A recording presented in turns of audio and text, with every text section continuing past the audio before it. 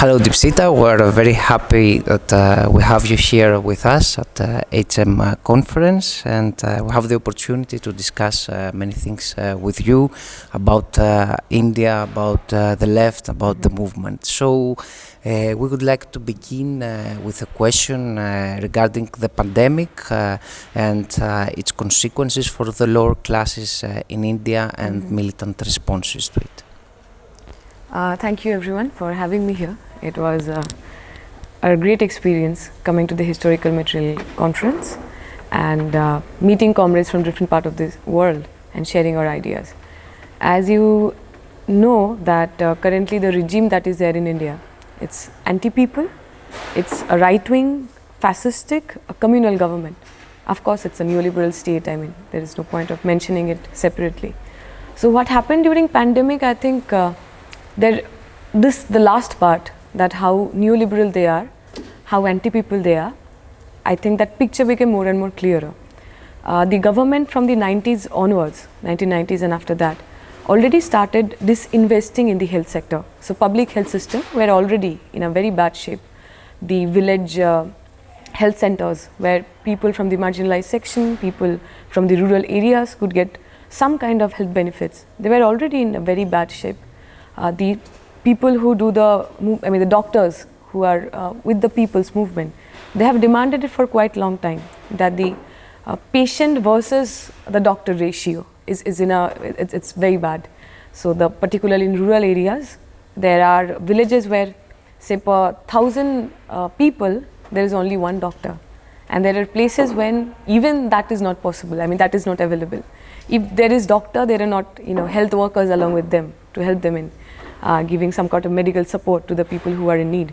So this situation, this whole situation in the public health system, it became more and more naked when pandemic came, when people were dying without oxygen, when we saw that in front of the hospitals people are sitting outside with people who need medical assistance, but there is no seat, there is no place inside the hospital. Even the hospital floors were covered with people and the doctors were trying to give them as much as possible.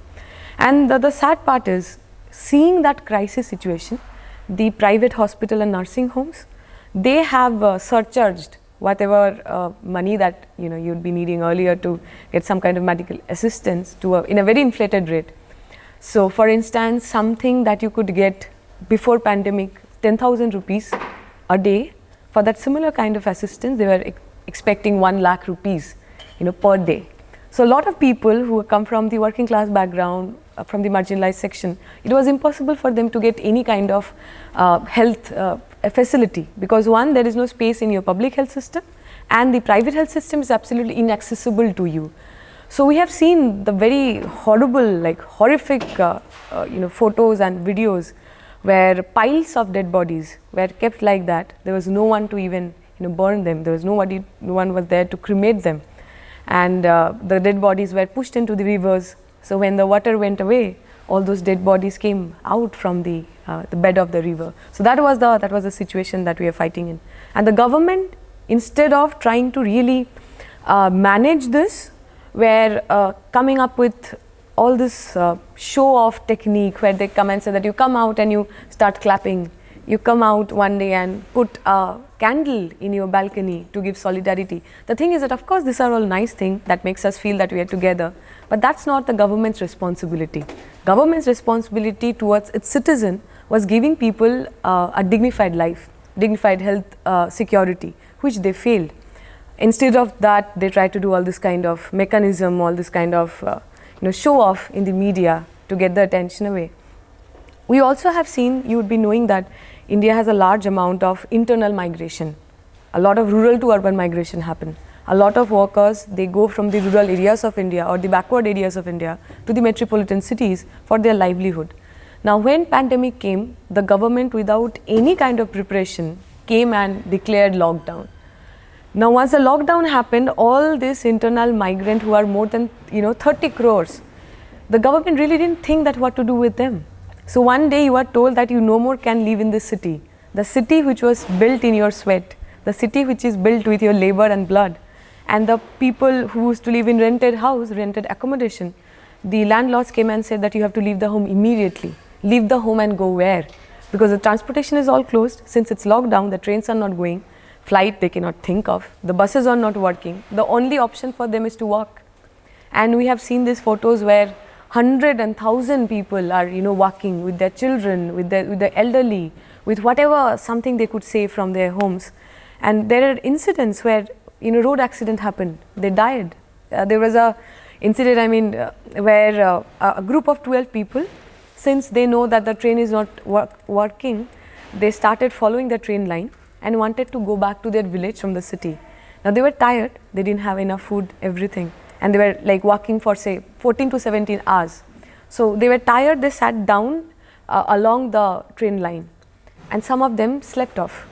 They couldn't understand that there was a train coming, a wagon coming, and 16 of them were killed like that. I'm just saying this is one of the incidents what has happened. There were pregnant women who were walking, who given birth while they are walking, and the kid could not survive because of course in a road, how are you going to give a birth to people?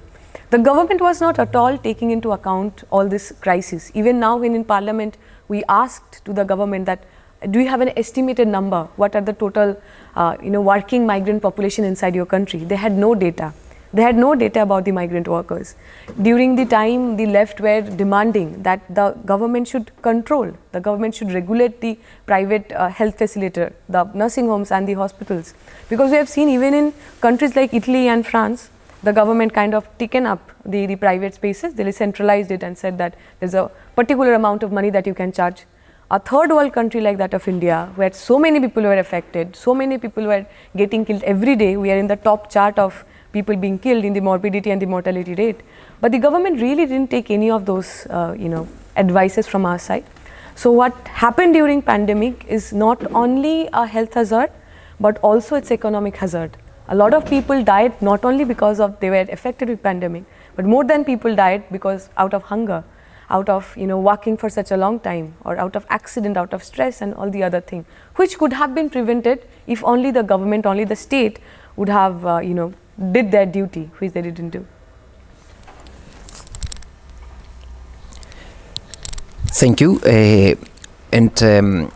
What did the left and the mass movement, the unions, do to organize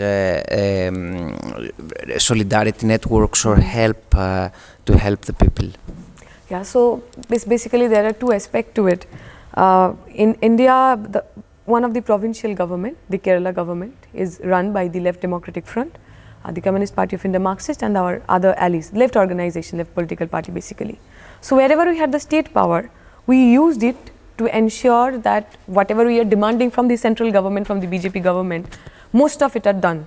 So as I was telling that a lot of people died due to COVID, but more than that people died because they didn't have food, they didn't have a place to stay. So the Kerala government came up with this policy where the government for at least more than 2 to 3 months was giving free ration to people. So you don't have to, it's locked down, you don't have money in your hand, you cannot go for work, you don't have to worry. Your food, your living is the government's responsibility. Also the quarantine center, they came up with multiple government owned quarantine center where you don't have to pay anything. Your food is taken care by the government, your treatment is taken care by the government, your medicine is taken care by the government. Also the migrant workers I was talking about, Kerala is also, a lot of people from the northern India go to Kerala as migrant worker. They came and said that we are not going to tell them migrant worker, we are going to tell they're our guest worker. So they're our guest, so it's our responsibility to ensure that they are fine. So the Kerala government was providing food not only to its own citizen, but not only to people of Kerala, but also people who came there for working. So their food, their their everything was taken care. So this was what state was doing.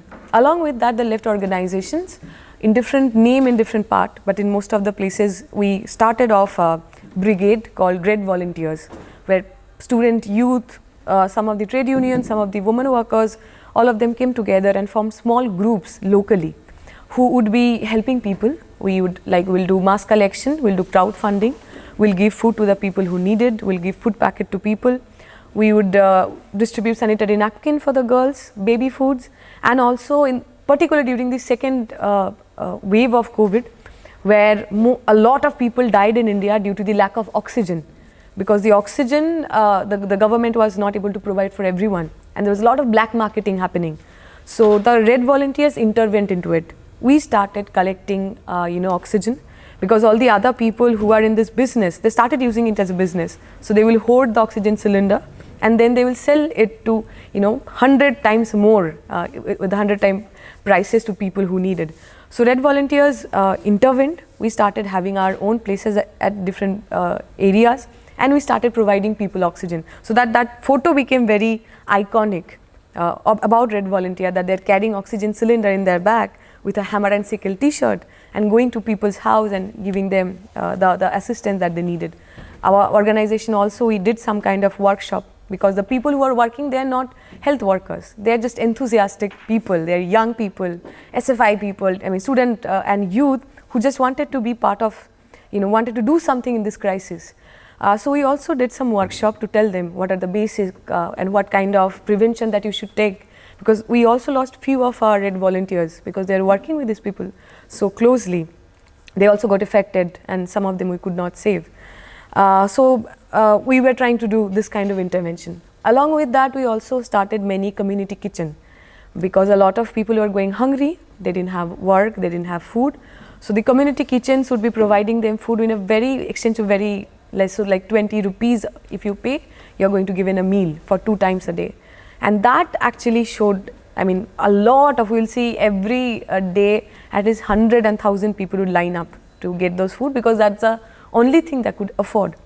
And our experience with the whole Red Volunteer experience is that a lot of people who are not part of organized left politics, a lot of people who claim themselves to be apolitical or who wanted to maintain a safe distance from any kind of partisan politics, they started coming and becoming part of the Red Volunteer. I was just talking about an incident in today morning who was presenting that there are many homes that will go and help them with oxygen and all.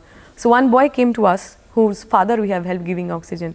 He said that, he's very young, he will be 18 or 19, that we want to be part of your Red Volunteer team. We said that, okay, it sounds very, a lot of adventure around it, but it's a very difficult job. And are you sure you want to do it? So he replied to us that when my father needed it, you people were there. Now I also want to do the same thing to the people who need it. So I think that is the kind of solidarity that we expect, a solidarity which is built on compassion, a solidarity which is built from below. So Red Volunteers somehow was, particularly for the newer generation, it actually gave them an avenue to think about solidarity and compassion at a time of crisis. So I think, that would be our take from the Red Volunteer experience. Thank you very much. Because you mentioned Kerala, I would like to ask you to elaborate a bit more on this example of a left government, because especially because many countries we have when the left takes the government, participates in the government, it ends up implementing neoliberal policies, which is then strengthening there is no alternative doctrine. So we really need alternative examples. Could Kerala be one of them? Absolutely, because if you're going to look into the mortality rate in Kerala, and if you're going to look into the mortality rate in India, there was a huge difference. Kerala's mortality rate was similar like that of the Nordic countries. The why or how they could really do it, because it's a provincial government, right? And Kerala is also a state which has a lot of international migrants. As I was telling, that 30% of their GDP comes from the remittance. So when lockdown happened, when pandemic happened, many of their workers who are working in Gulf region, working in London, in other European countries, they also came back. So the spread, in the second wave, when the second wave happened, the spread happened because all these people from outside actually came in, and some of them brought in. It's not like they're doing it voluntarily, but there was no other. It's not. That's how it happened. So the Kerala's, I think the policy was, as I was telling, that from the beginning they wanted to stop the spread of it rather than really trying to cure them who are affected. So this public quarantine center, that played a huge role.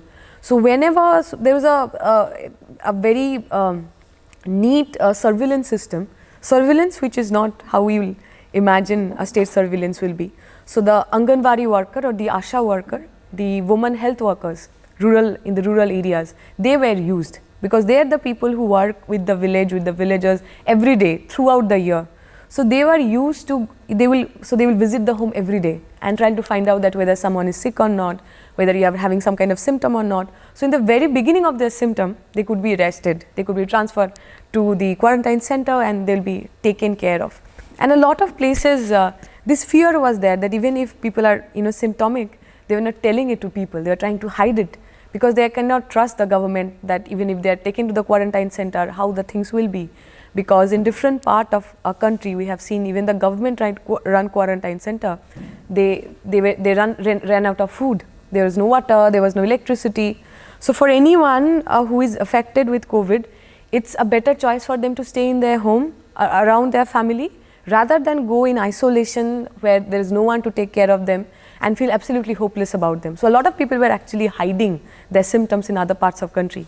What happened in Kerala, because of the infrastructure that they have built, where people are taken care of, where every person has one person to look after, people were no more scared of telling that whether they're symptomatic or not. So whenever there's a symptom, whenever there's something, they will come to the health workers and tell that, okay, this other thing, and they will be taken care of. So I think this organic link, where the state does not look like a instrument very distant to you, when the state does not look like only there to give you sermons and give you direction and almost punish you that, oh, why did you get COVID, why did you get this COVID-19, because of, as if you have done a sin. So I think that the human face of state, by using its organization, by using its institution, how the Kerala government could do it, that has given a lot of faith among people to really trust the government and follow their direction. So in many places, people were not maintaining the social distance because there's a very natural suspicion against the state that if the state is saying something, we should not be listening to it because ultimately they have never been on our side, they have never been pro-people. The fact that Kerala government as a state mechanism could really win back the trust and faith of people that we are here to take care of you, you should, you can trust us, you can listen to us. This is actually a disease which can be stopped if you maintain certain kind of very basic rule of social distancing or physical distancing, to be precise, not social distancing. So I think that was the difference. And of course the public health system that they had, they regulated the private healthcare, they ensured that nobody is charging people more. And the organization, the mass organization, the SFI, the DYFI, the trade unions, how they also ran parallelly along with the government, in collaboration with the government. I think that helped in Kerala surviving its people. Yeah. Okay, Dispsita, you are an All India Joint Secretary of Students Federation of India. And you've also been in JNU, which is known as a very active, politically active university. Can you tell us about the student movement in India and its struggles? I think 2014 onwards, India has really seen a upheaval among the young people and of course the students. So with the Narendra Modi government advancing, unlike any other neoliberal government, what they tried to do is cut our scholarship, disinvest in the education sector, particularly in the higher education sector, and we started resisting it from the beginning. Around 2018-19, we did a huge movement called Occupy UGC. So University Grant Commission, who are responsible for giving a scholarship, they one fine morning came and said that the scholarship that they used to give for these scholars, the PhD scholar, they're going to cut it, they're going to stop it. So we led a huge movement. For a month or so, we occupied the headquarters of University Grant Commission, and we demanded that not only we want the continuation of our scholarship, we want it to be increased. In accordance to the inflation that is there, you have to increase our scholarship so the people have a dignified life, because you are talking about making India #1 again. How are you going to make it? The people who are studying in your university, they are your human resource. If you do not spend on them, if you do not build on them, then what kind of India are you going to make? Who are going to make your India #1? I mean, whatever Jumla or whatever that they were telling. So that was the first, I think, the big movement that we did. After that, of course, in 2019, the JNU movement happened, where our student leaders were jailed, saying that we are anti-nationals, we are terrorists, we are anti-Indian, just because we are asking some uncomfortable question to the government. Then, of course, the Rohit Vemula movement, where our fellow comrade, a Dalit student, a scheduled caste student from Hyderabad Central University was forced to commit suicide. We say it's not a suicide, it's institutional murder because of the discrimination that he was facing inside the university campus and how the administration along with the government, they were trying to punish him for having a certain kind of political ideology. I think that also, a huge, widespread student uproar happened in demanding the justice for Rohit Vemula. The movement of justice of Najib Ahmed, a boy, a fellow student in JNU, a Muslim boy, who mysteriously got disappeared. We say that this is forceful disappearance after the ABVP attacked him, beaten him up, and it's been almost 3 years, that boy is still not found. And we believe that the state and the administration, they all are hands in glove, and something happened to that boy that the government and the CBI and the investigation agencies, they are not telling us. On that issue also, so I'm saying about Najib issue and the Rohit Vemula issue, because if you're going to look into the fee hike movement or even the scholarship movement, here students are seen almost like a homogeneous category. So students are demanding for this student issue, but particularly in case of the Najib issue and the Rohit Vemula issue, this subjective location of the student, from which social location that they're coming from, and the fact that students are not homogeneous, your religion, your caste, your gender plays such an important role in manifesting the kind of experience you're going to have as a student. I think all those questions also came up even inside the student movement, which for me I think is very important. Post-90s, post-Mandal, the identity formation within the student movement and bringing them forth in our articulation of everyday student life, that I think that was important. And then of course the last one, when the NRCCA, the government came up with a Citizenship Amendment Act, where they are coming and telling that, okay dude, if you're a Muslim, you have to come and prove that you're a citizen of this country, which actually goes back to the notion that India is a country of Hindus, that it was supposed to be a Hindu Rashtra. These people invaded, the Muslims invaded and created whatever it is today. So against Citizenship Amendment Act, there was a huge protest where people from different part of this country came together. The Muslim woman played a magnificent role, coming down to the streets, organizing protests, and the student leadership there. If you're going to look into jail now, a lot of the people, the student leaders who are leading the anti-CA movement, they are still in jail. Comrade Umar Khalid, it's been almost 1 year, 2 years. So there's some of our comrades who are out in bail, but they also spent quite a long period of time inside the jail because they are part of the Citizenship Amendment Act, the Anti-Citizenship Amendment Act movement. So it is interesting that when the country is going through a watershed movement, how the students take the center stage, or how the student do the work that they were supposed to do during the revolution, visibilizing the demands, bringing in the energy into the streets. So I believe that the student movement has been able to transcend themselves, where they're not isolated, or they're not limiting themselves only talking about the bread and butter issue of students as scholarship, as fees, as reservation issue, but also as citizen, what is a student's role in the mass movement, in the class movement. That also I think they have able to do. So yeah.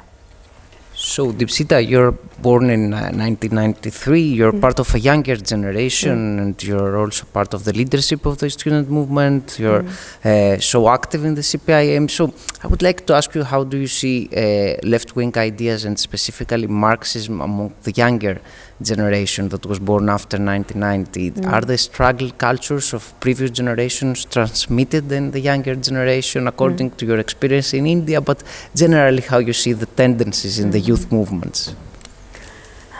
I think there is a difference in how we see the left movement, particularly from our previous generation. See, the people who are born after 1990s, we are born in a neoliberal state. My previous generation, my father's generation, my mother's generation, they were also student activists during their time. But they had a very concrete, prominent socialist dream of Soviet Russia. They could just tell that, okay, this is what we want to be, this is what our struggles are for. But people who are born after 90s, I don't think we had that kind of concrete dream or kind of example in front of us. We were born in a time when the so-called or the largest experiment of socialism has already failed. You know, Francis Fukuyama has already said that it is the end of the history and the Berlin Wall is gone. So for us, how we see left politics or how we have perceived Marxism, I think it's different from the previous generation. We also are in a society which encourages us being individual, from collective to individual. We are every day taught that first you have to safeguard yourself. You have to have a career. You have to have this kind of life. You have to have a certain kind of commodity to feel that, okay, you are successful enough. So from that vantage point, the people who have come to the left politics, I think they have gone through a different kind of churning. I'll just give a small example. My friends, my people who I have studied in my school and my colleges, particularly in case of West Bengal. So around 2010-11, you know, the left government we defeated.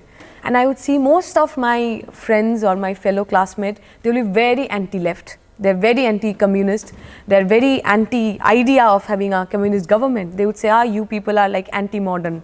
You do not want us to get job. You just, you know, you are not really running. You are not really going for the capitalist kind of development and everything. So you are old-dated people. You are backdated people. And, you know, we are not supporting the left government or the left ideology. Interestingly now, many of them, they are working in the IT sector. And right now, they are the leaders of our IT unions. Because it is their lived experience that they understood that even, you know, you are in this rat race of becoming the most successful one, even if you are following the path of capitalist development in the IT sector, in the corporate sector, the fact that your position as a labor has not really changed, and whatever we have been demanding, the left had been articulating for all these years, applied for even the white-collar one, the corporate workers. It's their realization that made them, you know, unionize and form IT unions, and some of them are now working in the gig worker union, and now they're coming back and saying that we support the left now. Now, I mean, it's a realization. So I think post-90s generation, we are taught every day to think, to believe that left does not work, that left do not try to take you forward, that left as ideology is problematic, but it is their experience within the capitalism, within the neoliberal state, within the neoliberal economic activity that they understood that the only solution is a left solution. Without unionizing, without really following what Marx has written so many years ago, there is no other solution. So I think, yeah, so our vantage point is not having a Soviet Russia in front of us, but our vantage point is our lived experience every day being exploited within the neoliberal state and the regime. Yeah. So you're also a very vocal figure, and your activism is very strong in gender issues also. Mm-hmm. What about the feminist movement in India and among the students as well? Yeah, particularly among the university spaces, I think the question of gender, the question of sexuality, the question of having equal opportunity, it's a very central question. You'd be knowing in many central universities, there are still rules that women have to go back to their hostel within, say, 6 o'clock, 7 o'clock, 8 o'clock, where there is no curfew timing or no deadline that this is the time the men have to go back to their hostel. So we have seen a widespread movement demanding that the girls and the boys all should have a similar kind of, you know, timing. And this does not come only from this idea of, you know, women have to have their freedom. Of course they have to have their freedom. They want to also, there was a movement that let's loiter, if I'm not wrong. So of course that perspectives are all there, but along with that it's also about having some kind of material access. So in many of our universities, our libraries are 24/7 open. So when you come and say that the girls have to go back to their hostels within 7 o'clock in the night, you are actually making them not access the library, which is open 24 hours. So men could have a library for 24 hours, where the women could not have it post 7 o'clock. So I think so the gender question is not only rooted in a very individual or individualized freedom per se, but also how collective accessibility to certain resource, collective owning of resources is also a part of it. Another thing, since you talked about gender, I want to mention, just last year we did a protest and still our comrades are fighting, that the government in Karnataka, which is another province in India, southern India, they came and banned the hijab in the schools. So if you're going to look into the Indian school system, we still have a uniform. You have to wear a certain, everybody has to wear a certain kind of uniform, but so if you're a Muslim, you're allowed to wear a scarf matching with the uniform. If you are a Sikh, you can wear a turban matching or not matching with the uniform. If say you are follow Hinduism, along with your uniform, you can still wear bindi or some kind of jewelry or some kind of thing which marks about whatever your religion is. There had not been any problem so far.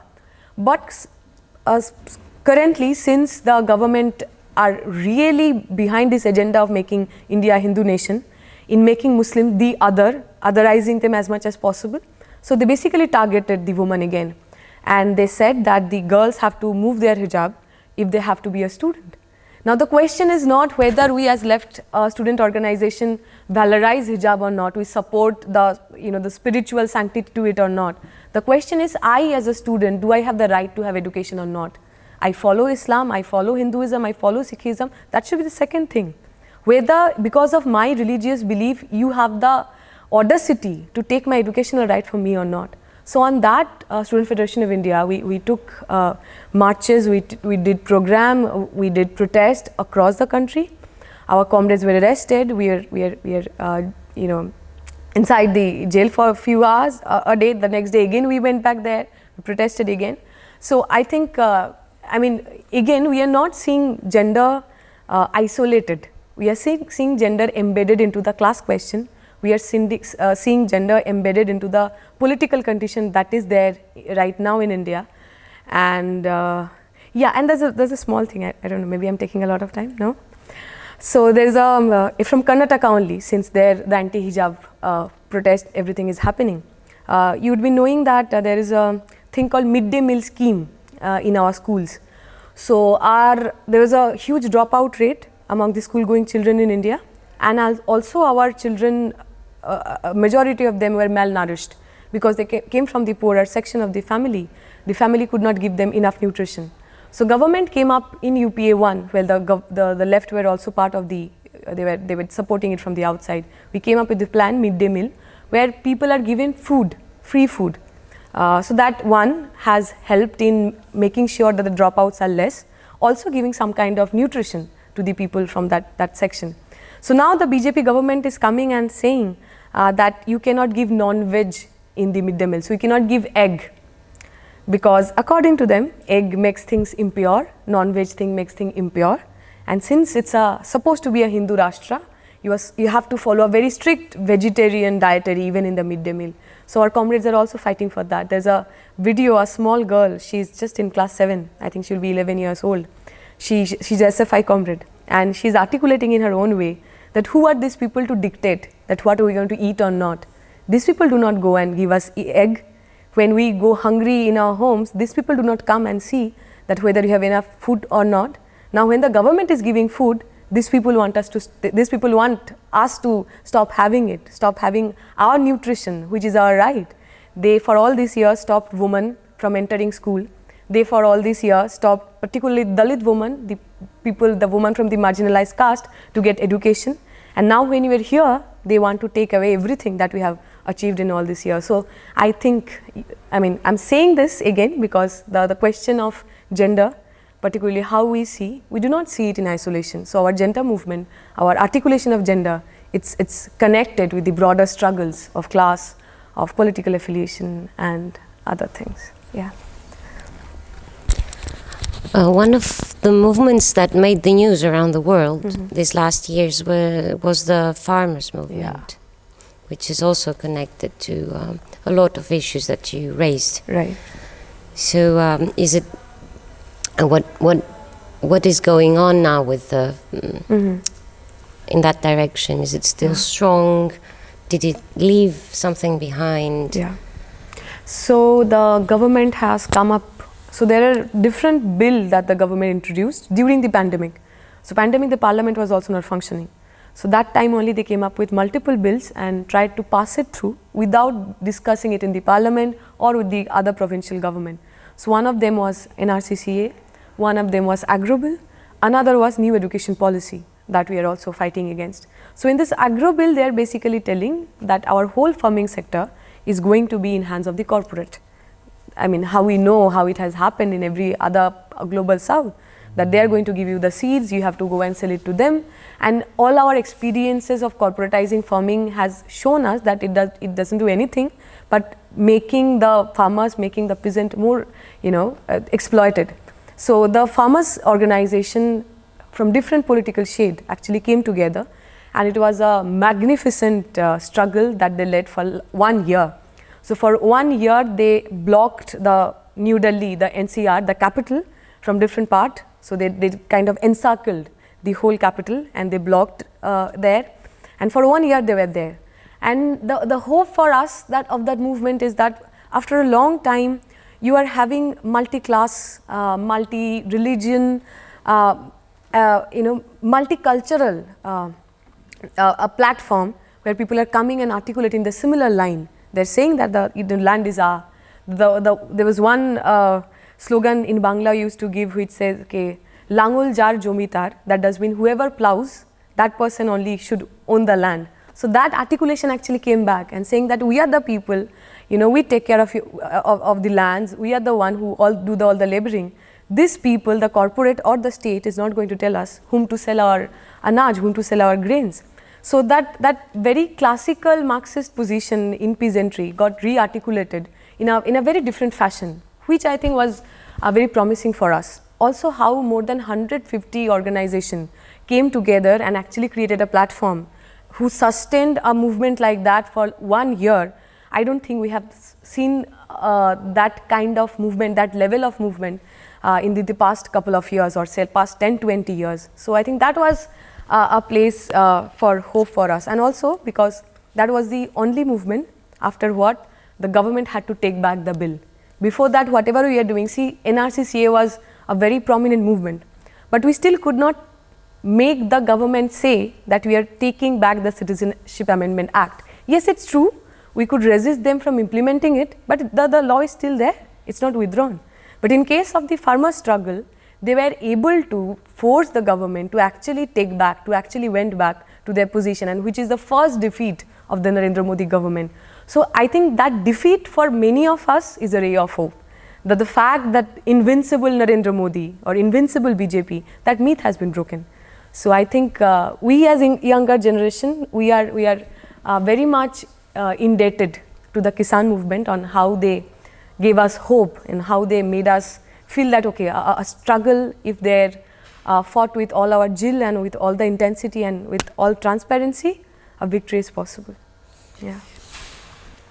Well, recently, due to the movement in France, there has been a question about the class-oriented movement and its power and strength when the workers believe in their strength and start acting collectively. The last years, especially before the pandemic, we've seen some really impressive general strikes in India. Yes. And of course, it's a topic that we could discuss for hours, but we would just like you to comment on and elaborate a bit more on the situation, the workers' movement in India. There are new class formations. Our younger workers started participating more recently.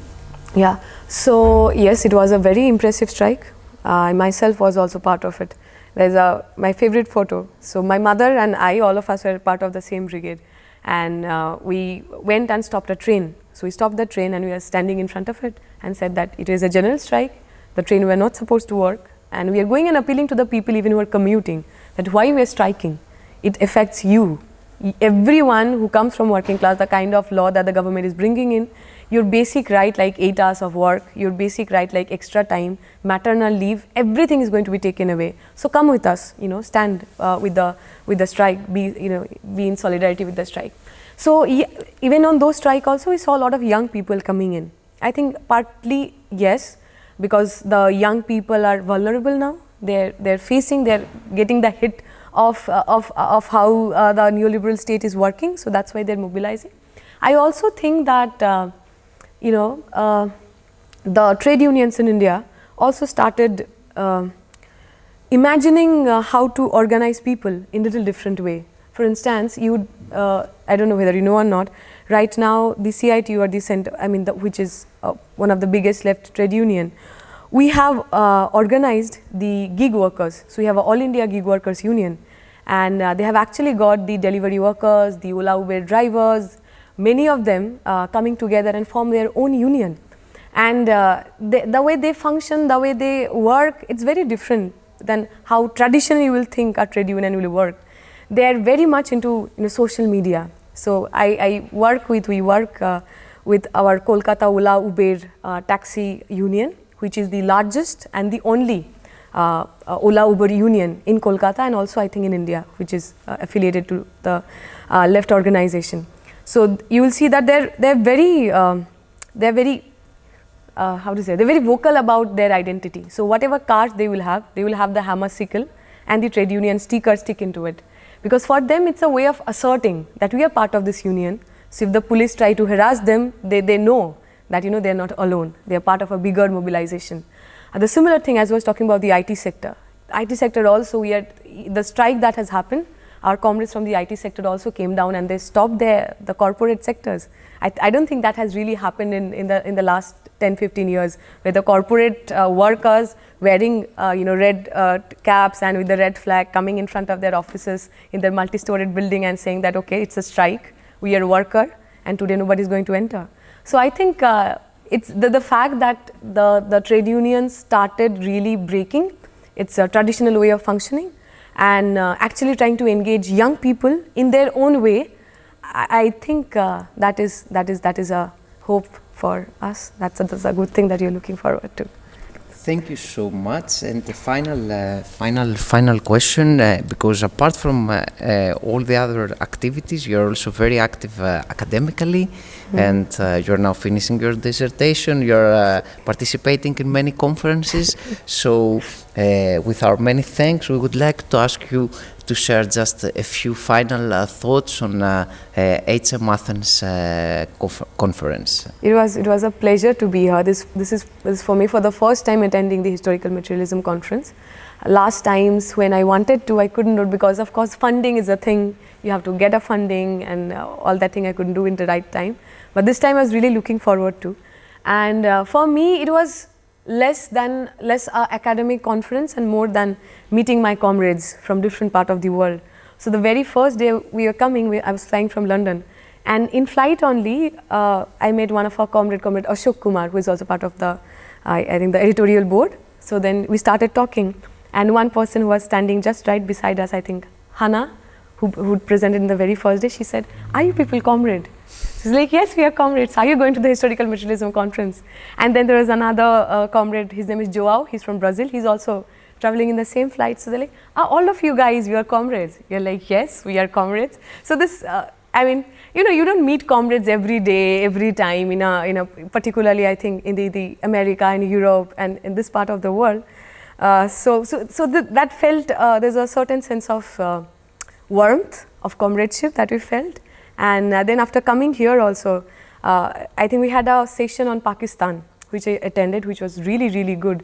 And then there was one session on Latin America.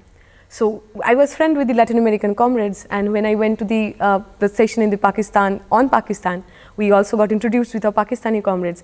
And they really wanted to, so when I said that, I'm friend with these people, they really wanted to meet them. So yesterday night, all of us were together. So the Latin American comrades and the South Asian comrades all coming together and sharing our experiences. It's not like we agreed in everything that we spoke. There are a lot of things we are debating, we are contradicting, and we are saying, no, this is not right, you are a revisionist. Another person was saying, no, you are being too adventurist. So all these things were there. But I think that's what the beauty is. If you are in left, you dialogue, you debate, you try to find solution, and then you try to agree to disagree into certain kind of points. So I think this exchange of ideas, learning about movements that are happening all across the world, and how Marxism in its different form, in its different ideological formation, is still relevant for so many people from the working class across the world. I think that is something that I am taking from here, that the sense of internationalism, the dream that were showed to us, that how a world will be, where there will be any borders, where people will actually be a big family, not in the way the global village or the globalization work, but internationalism. So I think that sense of internationalism, meeting my comrades across the world, was something really good, and I want to thank the Historical Materialism organizer for really organizing this wonderful, wonderful conference. Thank you so much. Thank you. And see you at the next HM again. Thank you. Hoping for the best. Or in India. Maybe. Why not?